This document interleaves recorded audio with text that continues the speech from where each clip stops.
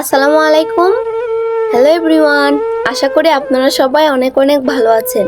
পুরো ভিডিওতে পাশে থাকবেন। আজকের এই ভিডিওটা আমার আপুদের জন্য অনেক প্রয়োজনীয় এবং গুরুত্বপূর্ণ।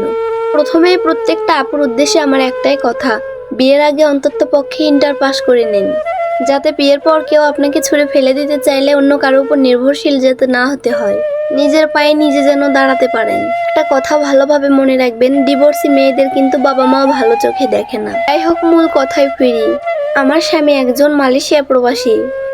আমার সন্তান প্রসবের দিনে সে আমার সন্তান সম্পর্কে কোনো কিছু না জানতে চেয়ে সে আমাকে বলল সে আমার সাথে আর সংসার করতে চায় না। সে আমাকে বলল খুব তাড়াতাড়ি তোমাকে ডিভোর্স দিয়ে ফেলবো, কারণ বিয়ের আগে আমি একটি মেয়েকে ভালোবেসেছিলাম, আমি ওকে আবারও বিয়ে করতে চাই।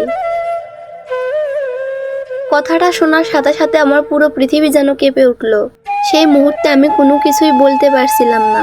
খুব কষ্ট করে বললাম, আচ্ছা, বিয়ের আগে যদি তুমি ওই মেয়েটাকে ভালোবেসে থাকো, তাহলে তুমি আমাকে কেন বিয়ে করেছিলে? আর তুমি যে এখন আমাকে বিয়ে করেছো সেটা কি ওই মেয়ে জানে না?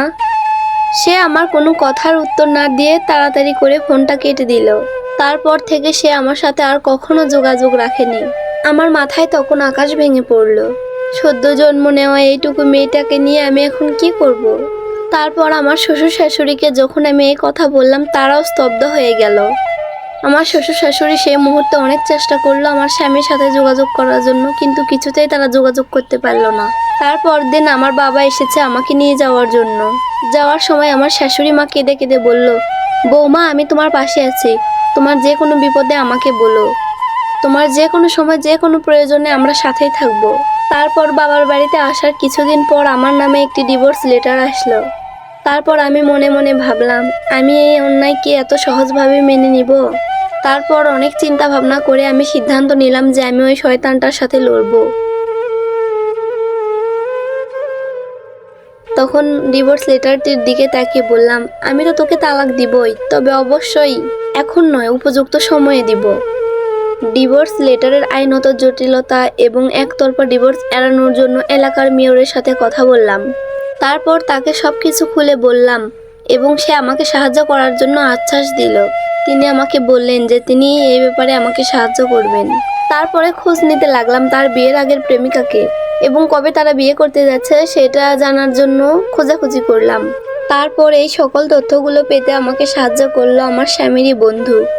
তার বন্ধু বলেছিল, ভাবি, সে আপনার সাথে এটা অবিচার করছে, তার বিচার পাওয়ার দরকার। এই বিচারটা পাওয়ার জন্যই আমি আপনাকে সাহায্য করছি। তারপর পুলিশের কাছে গিয়ে স্বামীর বিরুদ্ধে মামলা করলাম। প্রথম বইয়ের অনুমতি ছাড়া দ্বিতীয় বিয়ে করা এবং ভরণ পোষণ না দেওয়ার মামলা। এর মধ্যেই গোপনে সে দেশে এসে বিয়ের প্রস্তুতি পর্যন্ত নিয়ে ফেলেছে। দেশে এসে সে বিয়ে করতে চাচ্ছে, তবে আমার সাথে এবং তার পরিবারের সাথে কারোর সাথে সে যোগাযোগ করেনি। তারপর বিয়ের দিনে মেয়েকে কোলে নিয়ে পুলিশ নিয়ে হাজির হলাম সেই বিয়ের অনুষ্ঠানে। গিয়ে দেখি মেয়ের বাড়িতে ঘরোয়াভাবে অনুষ্ঠান চলছে বিয়ের। গিয়ে দেখলাম আমার স্বামী বিছানায় বসেছিল এবং বিয়ের বরের মতো লাজুক লাজুক হাসি। তারপর পুলিশকে এবং আমাকে দেখে তার মুখের লাজুক লাজুক হাসি নিমিষে হারিয়ে গেল। হাসির বদলে সেই মুখে ভেসে উঠল আতঙ্কর ছাপ। সেই বিছানার পাশে ছোট্ট একটি টুলের উপর ডালাই করে ফুল সাজানো ছিল। আমি গিয়ে সাথে সাথে ওই সাজানো ফুলের ডালায় একটি লাথি মারলাম এবং সাথে সাথে তাকে চড় দেওয়ার জন্য তেড়ে গেলাম, কিন্তু আমার বাবা তৎক্ষণাৎ আমাকে ধরে ফেললেন।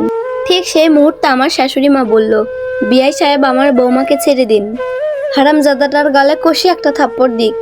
বাবা যে মুহূর্তে আমাকে ছেড়ে দিল, রাগে ক্ষোভে আমি সেই মুহূর্তে হারামজাদাটার গালে থাপ্পড় বসিয়ে দিই। আমার পরিচয় সেই মুহূর্তে ওই বাড়ির সবাই জেনে গেছে। সবাই জানতে পেরেছে যে সেই খুব ধোঁকাবাজ। ওই সময়ে কোণে পাশের রুম থেকে এসে বলল, আপু, আপনার সাথে এই ছেলেটা চরম অপরাধ করেছে, এই ছেলেকে আমি কখনোই বিয়ে করতে পারবো না। আমি কিছুই জানতাম না আপু, জানলে এই ছেলেকে বিয়ে করার প্রশ্নই উঠতো না। আমারও ইচ্ছে করতেছে যে এই বদমাইশটার গলে কষে একটা থাপ্পড় দিই। সবার সামনেই তখন হারামিটা লাঞ্ছিত হলো। তারপর ওকে পুলিশে দেওয়ার পর আমি তাকে তালাক দিয়ে দেই। তারপরে আমার পুরো দেনমোহরের টাকাটা দিয়েছে এবং মেয়ের সমস্ত খরচও দিয়েছেন। মেয়ে তার নানা বাড়িতে বড় হতে লাগলো, অর্থাৎ আমার কাছে। কিন্তু সে অনবরতই তার দাদা দাদির কাছে যায়। দাদা দাদি তাকে অনেক ভালোবাসে। মেয়েটা দক্ষতার সাথেই বড় হতে লাগলো। মেয়েটা যতই বড় হয় ততই আমার ভাবনাটা যেন বেড়ে যায়। মেয়েটার দিকে তাকিয়ে বলি, মা, তোকে আমি অনেক ভালোভাবে বড় করব মা। এমনভাবে তোকে প্রস্তুত করব যেন তোকে কোনো ছেলে ধোঁকা না দিতে পারে। তোর নিজের যোগ্যতা তোকে নিজে করে নিতে হবে মা। আর যদি সে এমন না করতো তাহলে আমরা সবাই সুখে সংসার করতাম। তো আমার পুরো ভিডিওটা আপনাদের কাছে কেমন লেগেছে অবশ্যই জানাবেন।